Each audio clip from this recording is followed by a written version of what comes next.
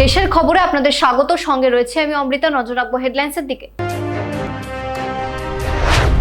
শরণার্থীদের জন্য নয়া নির্দেশিকা 2024-এর 31শে ডিসেম্বরের মধ্যে ভারতে এলে নাগরিকত্ব। বাংলা বিহার ভোটই লক্ষ্য বিজেপির, মতুয়াদের পাশে পাওয়ার চেষ্টা। বিল পাস বিধানসভায় আটকে রাখে রাজভবন, এখতিয়ার নিয়ে সুপ্রিম কোর্টের প্রশ্ন বাংলার। রাষ্ট্রপতির ভূমিকাতেও ক্ষোভ। স্বাধীনতার পর এ ধরনের ঘটনা প্রথম, ইজলাসে বললেন কপিল সিব্বল। পুজোর পর বাংলাতে এসআইআর, নতুন ভোটার কার্ড নির্বাচন কমিশনের জমা দিতে হবে সাম্প্রতিক ছবি। 2002 সালে নাম না থাকলেও হিন্দুরা ভোটার তালিকায়। নিয়োগ মামলায় জামিন পেলেন পার্থ, আপাতত জেল মুক্তি নয়, মেয়েকে সঙ্গে নিয়ে পরেশের আদালতে আত্মসমর্পণ, জামিন দিল সিবিআইয়ের বিশেষ আদালত। আসছে বিস্তারিত খবরে। শরণার্থীদের নাগরিকত্ব নিয়ে নতুন নির্দেশিকা জারি করলো কেন্দ্রীয় সরকার। 2024 সালের 31শে ডিসেম্বর পর্যন্ত যারা আফগানিস্তান, পাকিস্তান, বাংলাদেশ থেকে ভারতে এসেছেন শরণার্থী হয়ে, তারা সবাই নাগরিকত্ব পাবেন। বিহার ও বাংলার ভোটের আগে বড় ঘোষণা করলো কেন্দ্রীয় সরকার। শরণার্থীদের ভারতে বসবাস করার সময়সীমা বাড়িয়ে দিল দিল্লি। নতুন নির্দেশিকায় বলা হয়েছে 2024 সালের 31শে ডিসেম্বরের আগে পর্যন্ত আফগানিস্তান, বাংলাদেশ ও পাকিস্তান থেকে যে হিন্দু, শিখ, বৌদ্ধ, জৈন, পার্সি, খ্রিস্টানরা ভারতে এসেছেন তারা সবাই নাগরিকত্ব পাবেন। যারা বিনা পাসপোর্টে এসেছিলেন বা যারা বেড়াতে আসার নামে ভারতে দীর্ঘস্থায়ী বসবাস করছেন তাদের সবাইকে নাগরিকত্ব দেওয়া হবে। গত বছর কেন্দ্রীয় স্বরাষ্ট্র মন্ত্রক জানিয়েছিল 2014 সালের 31শে ডিসেম্বর পর্যন্ত যারা ভারতে এসেছেন এই 3 দেশ থেকে কেবলমাত্র তারাই নাগরিকত্ব পাবেন। 2014 সালের পর যারা ভারতে এসেছিলেন কেন্দ্রীয় সরকারের নির্দেশিকার পর আতঙ্কে ছিলেন তারা। দিল্লির এই নতুন নির্দেশিকায় 3 দেশের ধর্মীয় সংখ্যালঘুরা ভারতের নাগরিকত্ব পেতে পারেন। অসমের মুখ্যমন্ত্রী হিমন্ত বিশ্ব শর্মা জানিয়েছেন সিএএ-তে নাগরিকত্বের জন্য 12 জন আবেদন করেছিলেন, তাদের মধ্যে 3 জনকে নাগরিকত্ব দেওয়া হয়েছে। বাকি 9 জনের যাবতীয় কাগজপত্র খতিয়ে দেখা হচ্ছে। কেন্দ্রীয় সরকারের এই নতুন নির্দেশিকার পর বাকি 9 জনের নাগরিকত্ব নিয়ে আর কোনো সমস্যা রইল না। 2025 সালের 4 এপ্রিলে কার্যকর হওয়া অভিবাসন ও বিদেশি আইনের 33 নম্বর ধারা অনুযায়ী এই বিজ্ঞপ্তি প্রকাশ করা হয়েছে। 1 সেপ্টেম্বর কেন্দ্রীয় প্রতিমন্ত্রী সুকান্ত মজুমদার এই নির্দেশিকা প্রকাশ করেন। এখন প্রশ্ন হচ্ছে, কেন এই নির্দেশিকা আনা হলো? এবছর নভেম্বরে ভোট রয়েছে বিহারে, আগামী বছর এপ্রিল বা মেতে ভোট হতে পারে বাংলায়। এই 2 রাজ্যে অনুপ্রবেশকারী আর শরণার্থী নিয়ে বিভেদ তৈরি করছে বিজেপি। কয়েকদিন আগে বিহারে এসআইআর এ বহু মানুষের নাম বাদ পড়েছে, তার মধ্যে শুধুমাত্র মুসলিমরাই নয়, হিন্দুরাও রয়েছেন বলে রিপোর্টে প্রকাশ। কয়েকদিন আগে বাংলা থেকে মতুয়াদের 30 জনের একদল গিয়েছিল বিহারে। তারা দেখা করেছিলেন রাহুল গান্ধীর সঙ্গে। সে সময় তারা জানিয়েছিলেন তাদের কাছে কোনো বৈধ নথি নেই। বাংলাদেশ থেকে এদেশে এসেছেন তারা। বাংলায় এসআইআর হলে ফের তাদের ফিরে যেতে হবে বাংলাদেশে। এ রাজ্যে 7টা লোকসভা, 20টারও বেশি বিধানসভায় মতুয়াদের সংখ্যা অনেকটাই বেশি। তার প্রভাব পড়তে পারে নির্বাচনে। রাজনৈতিক মহলের ধারণা তার আগেই নতুন বিজ্ঞপ্তি জারি করা হলো। ব্যুরো রিপোর্ট, পূবের কলম ডিজিটাল। কেন্দ্রীয় সরকারের নতুন আইনে মতুয়া নমশূদ্ররা সবচেয়ে বেশি লাভবান হবেন। কোনো নথি না থাকলেও নাগরিকত্ব পাবেন তারা, বললেন কেন্দ্রীয় প্রতিমন্ত্রী সুকান্ত মজুমদার। সিএতে আপাতত কোনো পরিবর্তন আসেনি, সেটা আপনি সিএতে অ্যাপ্লাই করতে পারবেন না। কিন্তু ভারতবর্ষের আইন বলছে, অর্থাৎ সিএ হওয়ার আগেও ভারতবর্ষের নাগরিক হওয়ার অন্য একটি আইন ছিল, সেটা এখনও এক্সিস্টিং আছে। উদাহরণস্বরূপ আপনারা সবাই চেনেন আদনান সামি, মুঝকো থোড়া লিফট করা দে, মনে আছে তো তার বিখ্যাত গান? সেই আদনান সামি এখন ভারতবর্ষের নাগরিক। তো সে তো সিএতে অ্যাপ্লাই করতে পারেনি, কারণ সে তো ধর্মে মুসলিম, সিএ তার জন্য অ্যাপ্লিকেবল নয়।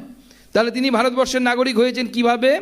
ভারতবর্ষের নাগরিকত্ব দেওয়ার আইন বলছে যে প্রসেস অফ ন্যাচারালাইজেশন, এর মাধ্যমে আপনি ভারতবর্ষের নাগরিক হতে পারেন। তার জন্য কি দরকার? 11 বছর আপনি ভারতবর্ষে থাকার পর আপনি অ্যাপ্লাই করবেন, আপনি নাগরিক হবেন। অর্থাৎ আজকের যে অর্ডার আপনাদেরকে দেখালাম, যে গ্যাজেট নোটিফিকেশন আপনাদেরকে দেখালাম, সেই গ্যাজেট নোটিফিকেশন অনুসারে ভারতবর্ষে ঢুকে যাওয়া কোনো হিন্দুকে পশ্চিমবঙ্গ থেকে আর বাইরে পাঠানো হচ্ছে না। তাহলে তারা যদি থেকে যায় 11 বছর পর, তাহলে পরে তারা ভারতবর্ষের আইন অনুসারে, যে আইন আমাদের তৈরি করা না, অনেক আগে থেকেই ছিল, সেই আইন অনুসারে 11 বছর পর তারা অটোমেটিক্যালি নাগরিকত্বে তারা আবেদন করতে পারবে। এবং আমি তো মাননীয় প্রধানমন্ত্রীজিকে আগামী দিনে আবেদন জানাবো যে সিএর মধ্যে পরিবর্তন এনে যেন তাদেরকে সিএর মাধ্যমে যেন নাগরিকত্ব দেয়া হয়, সেই চেষ্টায় তাড়াতাড়ি যেন আমরা নাগরিকত্ব দিতে পারি।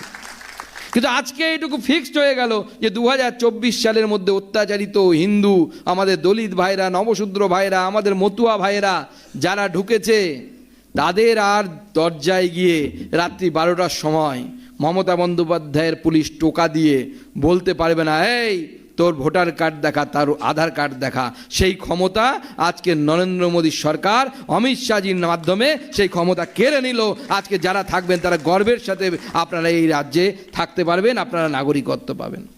দেশ জুড়ে ভোটারদের নতুন করে পরিচয়পত্র দেবে নির্বাচন কমিশন। সাম্প্রতিক ছবি থাকবে সেখানে। পুজোর পর বাংলায় এসআইআর চালু হওয়ার সম্ভাবনা রয়েছে, এমনকি দেশের সব রাজ্যেও এসআইআর চালু হবে বলে সূত্রের খবর। বিজেপি শাসিত রাজ্যগুলিতে বাংলাভাষীদের হয়রানির প্রতিবাদে পথে নামলেন তৃণমূল কংগ্রেস সাংসদ মমতা বালা ঠাকুর। উত্তর 24 পরগনার বাগদায় প্রতিবাদ মিছিল করেন তিনি।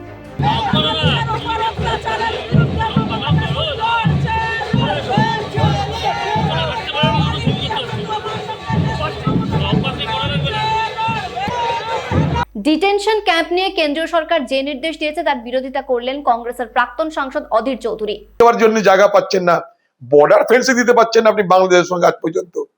হ্যাঁ, আপনি ডিটেনশন সেন্টার করবেন। আসামে ডিটেনশন সেন্টার হয়েছে, সেই ডিটেনশন সেন্টারগুলোর রেজাল্ট কি আজ পর্যন্ত? কটা লোককে বাংলাদেশ পাঠিয়েছেন আর কজনকে আশ্রয় দিয়েছেন বলুন? বিধানসভায় পাশ হওয়া বিলের বিরোধিতা করতে পারেন না রাজ্যপাল, সুপ্রিম কোর্টে জানালো বাংলা। রাজ্যের আইনজীবী কপিল সিব্বল বলেন, স্বাধীনতার পর এই প্রথম বিরোধী শাসিত রাজ্যগুলোর বিল আটকে রাখছেন রাজ্যপাল রাষ্ট্রপতি। রাজ্য সরকার বিধানসভায় যে বিল নিয়ে আসে তা কখনো খতিয়ে দেখতে পারেন না রাজ্যপাল, সুপ্রিম কোর্টে জানালো নবান্ন। কয়েক মাস ধরে বিধানসভায় পাশ হওয়া বিল নিয়ে রাষ্ট্রপতি ও রাজ্যপালের সঙ্গে সংঘাত চলছে কেরল, তামিলনাড়ু ও বাংলার। 5 সদস্যের সাংবিধানিক বেঞ্চে এই মামলা শুনানি চলছে কয়েকদিন ধরে। এর আগে বিচারপতি সূর্যকান্ত তামিলনাড়ুর এক মামলায় নির্দেশ দিয়েছিলেন, রাষ্ট্রপতি বা রাজ্যপাল কোনো বিল দীর্ঘদিন ধরে আটকে রাখতে পারবেন না। এই নির্দেশ নিয়ে প্রশ্ন তোলে কেন্দ্রীয় সরকার। 5 সদস্যের সাংবিধানিক বেঞ্চে শুনানির আবেদন জানানো হয়। 7 দিন ধরে এই শুনানি চলছে। আজ রাজ্যের আইনজীবী কপিল সিব্বল আদালতে বলেন, স্বাধীনতার পর থেকে কয়েকটা ঘটনা ছাড়া রাষ্ট্রপতি দীর্ঘদিন ধরে কোনো বিল আটকে রাখেননি। ইদানিং প্রবণতা দেখা যাচ্ছে রাষ্ট্রপতি বা রাজ্যপাল দীর্ঘদিন ধরে বিল আটকে রেখেছেন, এর ফলে আমজনতা অসুবিধায় পড়ছেন। সিব্বল বলেন, এটা বিরলের মধ্যে বিরলতম যে রাজ্যপাল কোনো বিলে সম্মতি না দিয়ে দীর্ঘদিন ধরে তা আটকে রেখেছেন। মানুষের স্বার্থে যত দ্রুত সম্ভব বিলে সই করা প্রয়োজন, নতুবা মানুষ সুবিধা থেকে বঞ্চিত হচ্ছেন। শুধু রাজ্যপাল নয়, রাষ্ট্রপতির ক্ষেত্রেও এই একই নিয়ম কার্যকর হওয়া প্রয়োজন। বিচারপতি সূর্যকান্ত বলেন, রাজ্যপালকে মানসিকভাবে তৈরি থাকতে হবে, তিনি খতিয়ে দেখবেন বিল জনগণের বিরোধী কিনা। কপিল সিব্বল বলেন, সংবিধানে গণতান্ত্রিক পরিকাঠামো বজায় রাখার কথা বলা হয়েছে, অথচ এখন দেখা যাচ্ছে বহু ক্ষেত্রে সংবিধানে সেই প্রস্তাবনা মানা হচ্ছে না। গতকালও তামিলনাড়ুর বক্তব্য শুনেছিল সুপ্রিম কোর্টের এই সাংবিধানিক বেঞ্চ। সেখানেও তামিলনাড়ুর তরফ থেকে বলা হয়েছিল, রাজ্যপাল বা রাষ্ট্রপতি এখন যেভাবে বিল আটকে রাখছেন তাতে রাজ্যের উপর বৈমাতৃসুলভ আচরণ করা হচ্ছে। এই শুনানি এখন চলছে। ব্যুরো রিপোর্ট, পূবের কলম ডিজিটাল। বিআরএস ছাড়লেন চন্দ্রশেখর রাওয়ের কন্যা কে কবিতা। সম্ভবত তিনি বিজেপিতে যোগ দিতে চলেছেন। গতকালই তাকে সাসপেন্ড করা হয়েছিল। বিআরএস থেকে পদত্যাগ করলেন চন্দ্রশেখর রাওয়ের কন্যা কবিতা। আজ সকালেই তিনি পদত্যাগপত্র পাঠিয়ে দেন বাবাকে। কবিতা চিঠিতে লিখেছেন, তার বাবাকে ফাঁসানোর চেষ্টা হয়েছে। হরিশ রাওয়ের সঙ্গে একই ফ্লাইটে দিল্লি গিয়েছিলেন তেলেঙ্গানার মুখ্যমন্ত্রী রেবন্ত রেড্ডি। সেখানে দীর্ঘ আলোচনা হয়। বিমানের মধ্যেই আলোচনা হয় কিভাবে চন্দ্রশেখর রাওয়ের বিরুদ্ধে ফের দুর্নীতি প্রকাশ্যে আনতে হবে। সরকার কেবলমাত্র কেসিআরের বিরুদ্ধে দুর্নীতির অভিযোগ তুলছে, হরিশ রাওয়ের বিরুদ্ধে কোনো অভিযোগ তুলছে না। রাজনৈতিক মহলের ধারণা, বিজেপিতে যাওয়ার পথ পরিষ্কার রাখলেন তিনি। দিল্লি আবগারি মামলায় কে কবিতা 5 মাস তিহার জেলে ছিলেন। তখনই শোনা যাচ্ছিল তিনি বিজেপিতে যোগ দিতে পারেন, এমনকি বিআরএস মিশে যেতে পারে বিজেপির সঙ্গে। শেষ পর্যন্ত চন্দ্রশেখর রাও ও তার ঘনিষ্ঠরা সেই প্রস্তাবে রাজি হননি। তবে এবার কবিতা আলাদা দল না করে বিজেপিতে যেতে পারেন। তাকে তেলেঙ্গানা বিজেপির রাজ্য সভাপতি করার প্রস্তাব দেওয়া হয়েছে।